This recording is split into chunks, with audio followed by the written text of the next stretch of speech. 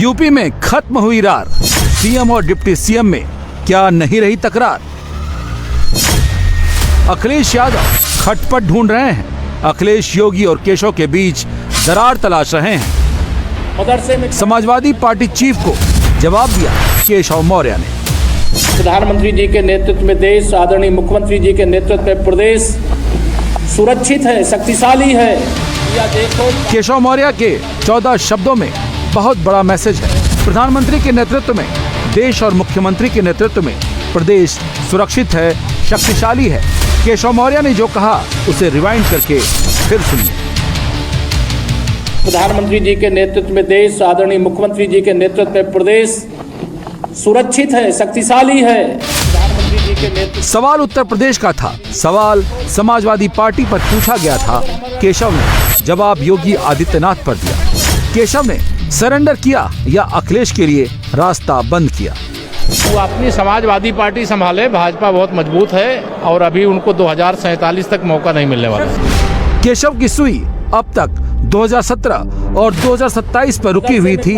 केशव ने अब 2047 तक जंप मारा है। वो अपनी समाजवादी पार्टी संभाले, भाजपा बहुत मजबूत है और अभी उनको 2047 तक मौका नहीं मिलने वाला।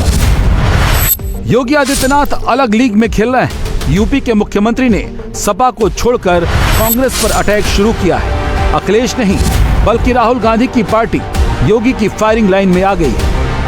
दृढ़ इच्छा शक्ति का भाव, सत्ता लोलुपता, एन केन प्रकारेण सत्ता प्राप्त होनी चाहिए। इसके लिए चाहे देश को ही दांव पे क्यों न लगाना पड़े। और यही तो हुआ, यही 1947 में भी हुआ और 1947 के बाद भी लगातार यही हो रहा है। जब भी इन लोगों के हाथों में सत्ता आई, इन्होंने देश की कीमत पर राजनीति की। योगी अब प्रदेश तक सीमित नहीं है। बीजेपी के लिए वो नेशनल लेवल के एसेट हैं। योगी अपनी नई इमेज उसी तरह बना रहे हैं। बांग्लादेश, पाकिस्तान, बंटवारा, हिंदू, सिख, कांग्रेस, नेहरू, पटेल, भगवाधारी योगी इसी स्टीरियोटाइप इमेज को तोड़ रहे हैं जो उनके लिए गढ़ी गई है। जो कार्य इतिहास में किसी युग में नहीं हुआ, वह दुर्भाग्य से सत्ता लोलुप कांग्रेस की सत्ता के प्रति अभिलिप्सा ने, लोलुपता ने त्रासदी के रूप में, विभाजन की त्रासदी के रूप में हम सबके सामने प्रस्तुत कर दी और स्वतंत्र भारत को एक ऐसा नासूर दे दिया जो आज भी इस भारत में आतंकवाद के रूप में, उग्रवाद के रूप में, अलगाववाद के रूप में लगातार पूरे भारत को दंश दे रहा है। उत्तर प्रदेश में योगी आदित्यनाथ फुल कंट्रोल में है। यूपी विधानसभा की 10 सीटों का उपचुनाव सामने है। योगी ने अपनी पार्टी को जीत का भरोसा दिलाया है। योगी दिल्ली दरबार में कह कर आए हैं, उपचुनाव में जीता कर लाऊंगा।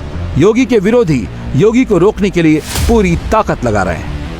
कोई भी आ जाए, दुनिया की कोई ताकत लगा दे, दुनिया की कोई ताकत लगा दे, मिल्कीपुर चुनाव में कुछ भी नहीं कर पाएंगे। मैनपुरी की करहल, मिर्जापुर की मझवा, अंबेडकर नगर की कटेहरी, कानपुर की सीसामऊ, प्रयागराज की फूलपुर, मुरादाबाद की कुंदरकी, मुजफ्फरनगर की मीरापुर, अलीगढ़ की खैर, गाजियाबाद की गाजियाबाद सदर और अयोध्या की मिल्कीपुर। यूपी में विधानसभा की 10 सीटों पर बाय इलेक्शन होने वाला है, लेकिन सबकी नजरें अयोध्या के मिल्कीपुर पर टिकी हैं। उत्तर प्रदेश के मुख्यमंत्री ने बाय इलेक्शन के लिए मंत्रियों की जिम्मेदारी तय कर दी है, लेकिन योगी ने 2 सीटें अपने पास रखी हैं, अंबेडकर नगर की कटहरी और अयोध्या की मिल्कीपुर। योगी पिछले 10 दिनों में 2 बार मिल्कीपुर का दौरा करके आए। अखिलेश यादव ने मिल्कीपुर की रिस्पॉन्सिबिलिटी अयोध्या के सांसद अवधेश प्रसाद पासी को दी है। अवधेश पासी मिल्कीपुर उपचुनाव को उसी तरह अप्रोच कर रहे हैं। हम जानते हैं इनके पास पुलिस है, इनके पास सरकार है, उसका ये नंगा नाच करेंगे, खुला प्रदर्शन करेंगे, पूरी तरह इस्तेमाल करेंगे, सरकारी धन का, सरकारी मशीनरी का खुल्लम खुल्ला करेंगे। लेकिन इतिहास इस बात का गवाह है, जब सरकार और जनता में लड़ाई हुई है तो सरकार हारी है, जनता जीती है। समाजवादी पार्टी यूपी में जाति समीकरण बनाकर जीती है। अवधेश पासी फिर से वही समीकरण बिठा रहे हैं। क्या जोगी बाबा वोट के बोरा भर के लेके जिन्हें खोल दी हैं? वोट तो हमारा है, वोट तो हमारा है। जिन्होंने 35,000 से वोट जिताया है, हमारे तो समर्थक हैं, हर जात बिरादरी के हैं, हम वहीं पैदा हुए हैं, हमारे नाते रिश्तेदारी हैं, बहन हैं, बुआ हैं और मामा है, नाना है, सब हैं और हर बिरादरी हमारे साथ है। तो क्या ये ले जाए कि यहाँ लखनऊ से ये बोरा खोल दे वोटवा का? वोटवा तो हमारे पास है।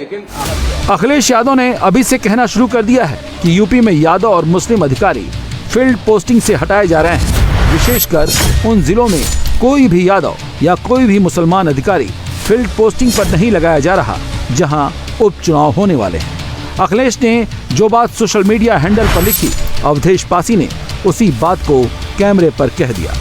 जिसको जानते थे कि ये माइनॉरिटी के हैं, ये यादव के हैं या इनके समर्थक परिवार के हैं, सब का ट्रांसफर कर दिया। चाहे पुलिस विभाग में रहे हों, चाहे तहसील में रहे हों, चाहे सफाई कर्मी रहे, चाहे सिंचाई में, सब का ट्रांसफर ऑटोमेटिक कर दिया। और कल फिर बैठक बुलाए थे, हर जानकारी है हमारे पास रहा थी, जानकारियां तुरंत ही दिया था। ये कहा गया कि हर पोलिंग पर जो यादव हैं, माइनॉरिटी हैं, ज़्यादा से ज़्यादा वोट उनका काट दिया जाए, काट दिया जाए। कल पता तो तुरंत लगा, तुरंत 1 घंटे के अंदर। तो ये कर रहे हैं, वोट कटाएंगे और चुनाव होगा 22 के मतदाता सूची के आधार पर। 24 पर नहीं हुआ, 24 तो पार्लियामेंट का था। तो हम उसकी नकल लेंगे और जाएंगे चुनाव आयोग के वहाँ जमा कर देंगे, और जब कटी हुई के प्रकाशन करेंगे तो उसको तब फिर इसका जवाब ये नहीं दे पाएंगे, इसका जवाब नहीं। ये डाल हम पात, ये डाल हम पात। बात अकेले यादव अफसरों की होती तो असदुद्दीन ओवैसी इस तरफ झांकते भी नहीं, लेकिन मुस्लिम अफसरों के ट्रांसफर की पोस्टिंग का जिक्र आते ही हैदराबाद वाले भाईजान के भी कान खड़े हो गए और जुबान खटाखट चलने लगी। मुख्यमंत्री का ये कम्युनल बिहेवियर है कि वो गवर्नमेंट एम्प्लॉयज़ को भी अपने कम्युनल चश्मा लगाकर देखते हैं। तो ये तो उनका हमेशा से ही बर्ताव रहा। तो इससे ये मालूम होगा कि इससे मालूम होता है कि मुख्यमंत्री कितना नफरत करते हैं उन समुदायों से जिनका इन्होंने जिक्र किया है। अब उत्तर प्रदेश के मुख्यमंत्री ये बताना चाह रहे हैं कि वो इलेक्शन कमीशन ऑफ इंडिया है और आर्टिकल 324 के कोई माने नहीं रखते।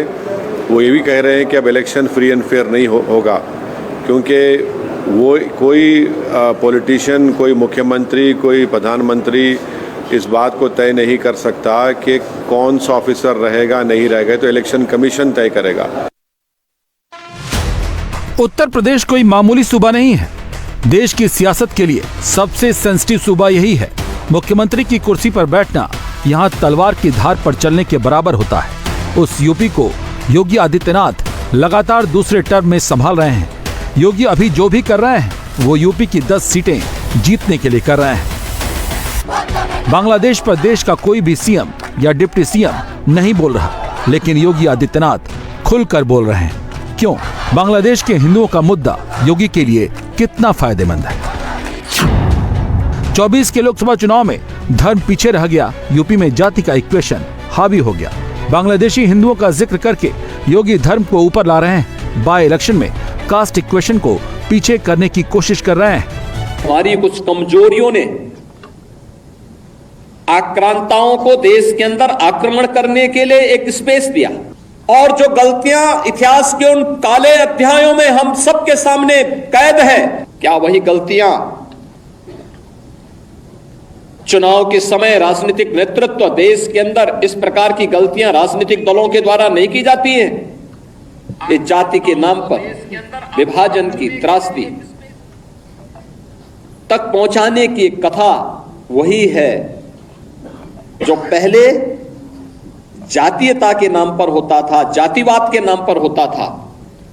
आज वही कार्य, वही कृत्य, वही कारनामे राजनीतिक दलों के स्तर पर जातीयता का नग्न तांडव करके फिर उसी विभाजन की ओर ले जाने की कुत्सित चेष्टा की जा रही है। मिल्कीपुर में जहां जाति वाला समीकरण बहुत इंपॉर्टेंट है, वहां के लिए योगी दलित समीकरण समझा रहे हैं। याद रखना, जो बांग्लादेश में हो रहा है, जो चर्चाएं हो रही थी अभी, वहां 90% जो हिंदू बचा है वह दलित समुदाय से है। मिल्कीपुर का दलित इक्वेशन समाजवादी पार्टी की ताकत है। अवधेश पासी मिल्कीपुर के 1,10,000 दलित वोटर को सपा की तरफ लेकर आए हैं। योगी आदित्यनाथ मिल्कीपुर के दलित वोटरों को समझा रहे हैं कि बांग्लादेश के दलित भाइयों की फिक्र यदि किसी को है तो सिर्फ बीजेपी को है। अखिलेश की पार्टी के खिलाफ योगी आदित्यनाथ के हाथ 2 बड़े मुद्दे लगे हैं। अयोध्या में निषाद परिवार की नाबालिग बेटी के साथ सपा नेता मोहित खान ने रेप किया और कन्नौज में सपा के पूर्व ब्लॉक प्रमुख नवाब सिंह यादव पर नाबालिग से रेप का आरोप लगा। योगी आदित्यनाथ की सरकार ने दोनों केस में फौरन एक्शन लिया। रेप के चार्ज में दोनों सपा नेता गिरफ्तार करके जेल भेज दिए गए। समाजवादी पार्टी की सोच और समाजवादी पार्टी के कृत्य एक बार फिर पूरे प्रदेश के सामने हैं। समाजवादी पार्टी के बहुत पुराने और मैं समझूंगा कन्नौज के लिए महत्वपूर्ण समाजवादी नेता नवाब सिंह यादव जेल में है, लेकिन ये इस व्यक्ति का पहला अपराध नहीं है। मेरी जानकारी में आया कि 15-16 अपराध इसके खिलाफ हैं। जाने माने अपराधी, माफिया। अब इस बार एक 15 साल की बच्ची ने जो शिकायत की, कन्नौज पुलिस ने तेज कार्रवाई उसके लिए की, उनको मैं बधाई दूंगा, और अकाट्य साक्ष्य के साथ उनको जेल भेजा गया। अयोध्या में मोहित खान की अवैध बेकरी बुलडोजर से गिरा दी गई। उसके कब्जे की जमीन का भी खाता खसरा निकालकर सीज कर लिया गया। कन्नौज में नवाब सिंह यादव का भी हिसाब शुरू हो गया है। हम लोगों ने पहले दिन ही 2017 में यहाँ पर सरकार ने शपथ ग्रहण के तत्काल बाद इस बात की घोषणा की थी कि अगर किसी ने युवाओं के भविष्य के साथ खिलवाड़ किया, उत्तर प्रदेश की बेटी और व्यापारी के जीवन के साथ खिलवाड़ किया, तो याद रखना उसको हम वह सजा देंगे जो नजीर बनेगी देश और दुनिया के लिए। और तब से जीरो टॉलरेंस की नीति के तहत सरकार ने कार्य करना प्रारंभ किया। इस देश का वोटर भ्रष्ट नेता को बर्दाश्त कर लेता है, लेकिन रेप चार्ज में फंसे नेता को कभी बर्दाश्त नहीं करता। योगी इसे समझते हैं। नेताओं पर रेप चार्ज लगने पर फौरन एक्शन होता है, ये अलग बात है। ऐसे चार्ज में सबसे ज्यादा समाजवादी पार्टी के नेता कार्यकर्ता ही फंसते हैं। केशव प्रसाद मौर्य भी अब समय की धार को पहचान गए हैं। बहुत दिनों तक केशव मौर्य को लेकर खबरें उड़ती रहीं, अब सब शांत हो गया है। समाजवादी पार्टी और अपराध, सभी प्रकार के अपराध, ये दोनों एक दूसरे के पूरक हैं। अगर अपराध होगा तो समाजवादी पार्टी का कहीं ना कहीं रिश्ता उसमें जरूर निकलेगा। यह बहुत दर्दनाक है कि अयोध्या की घटना, मतलब शब्दों में कुछ उसके लिए कहना भी संभव नहीं है। अब वो विषय अभी शांत भी नहीं हुआ था। अब जहाँ से स्वयं श्री अखिलेश यादव जी सांसद हैं, जो उनके प्रतिनिधि रहे हैं, उनके पत्नी डिम्पल यादव जी सांसद थे, उनके प्रतिनिधि रहे हैं, उनके ऊपर इस प्रकार के आरोप आए हैं। यद्यपि जांच एजेंसियां जांच कर रही हैं, लेकिन समाजवादी पार्टी का कारनामा थोड़ी सी ताकत बढ़ी है तो अराजकता चारों तरफ दिखाई दे रही है। माफिया अतीक अहमद का बेटा असद याद है आपको? प्रयागराज में दिन दहाड़े उमेश पाल की हत्या करने वाले असद और उसके गुर्गे गुलाम को यूपी एसटीएफ ने झांसी में ढेर कर दिया था। एसटीएफ की टीम में शामिल 6 पुलिस वालों को योगी गैलेंट्री अवार्ड दिला रहे हैं। 13 अप्रैल 2023 को असद और गुलाम को ढेर करने वाली एसटीएफ टीम में CO Vimal Kumar Singh, CO Navendra Kumar, inspector Gyanendra Kumar Rai, inspector Anil Kumar Singh, head constable Sushil Kumar और हेड कांस्टेबल सुनील कुमार शामिल थे। 15 अगस्त को इन सभी को गैलेंट्री अवार्ड से सम्मानित किया जाएगा। एनकाउंटर टीम को गैलेंट्री अवार्ड दिलाकर योगी आदित्यनाथ ये रीइंफोर्स कर रहे हैं कि यूपी का लॉ एंड ऑर्डर वो अपने यूनिक स्टाइल में ही कंट्रोल करेंगे। रही बात चुनाव जीतने की, तो उसके लिए भी योगी का कॉपी बुक स्टाइल है। बांग्लादेश और बांग्लादेशी हिंदुओं का मसला इसीलिए उठाया गया है। घटनाओं का स्वरूप उसी प्रकार का है जो 1947 में हुआ था, वही तो पाकिस्तान में आज भी हो रहा है। वही तो पूर्वी पाकिस्तान कहा जाने वाला आज का बांग्लादेश में वही तो हो रहा है। उस समय 10 लाख हिंदू एक साथ काटे गए थे, हिंदू सिख सभी थे, एक साथ काटे गए थे। और आज भी वही आगजनी, वही तोड़फोड़, वही लूटपाट, बहन और बेटियों के साथ वही अत्याचार, उसी प्रकार की त्रासदी का दृश्य आज भी हम सबके सामने है। 14 अगस्त को विभाजन विभीषिका पूरे देश में मनाया गया, लेकिन इसका सबसे ज्यादा उत्साह लखनऊ में ही देखा गया। योगी इसमें सबसे आगे रहे। इस मौके पर मुख्यमंत्री के रूप में सबसे लंबा भाषण भी योगी ने ही दिया। केशव प्रसाद मौर्य ने यहीं से क्यों लिया है? योगी ने जहां छोड़ा है, केशव वहां से आगे बढ़ा रहे हैं। मदरसे में पढ़ने वाले बच्चों को बताया जाता है कि या देखो, पाकिस्तान और बांग्लादेश के रूप में जो आज मुस्लिमों का देश है, या पहले किसका था, आज किसका है। और फिर वहां पर इस प्रकार के नारे भी सुनाए जाते हैं कि हंसकर लिया है पाकिस्तान और लड़कर लेंगे हिंदुस्तान। ये आवाज अगर हमारे कानों तक पहुंचती है और उसके बाद भी हम सावधान और सजग होकर के सतर्क नहीं होते हैं, देश की एकता के लिए मजबूत तैयारी नहीं करते, सरकार माननीय प्रधानमंत्री जी के नेतृत्व में देश, आदरणीय मुख्यमंत्री जी के नेतृत्व में प्रदेश सुरक्षित है, शक्तिशाली है।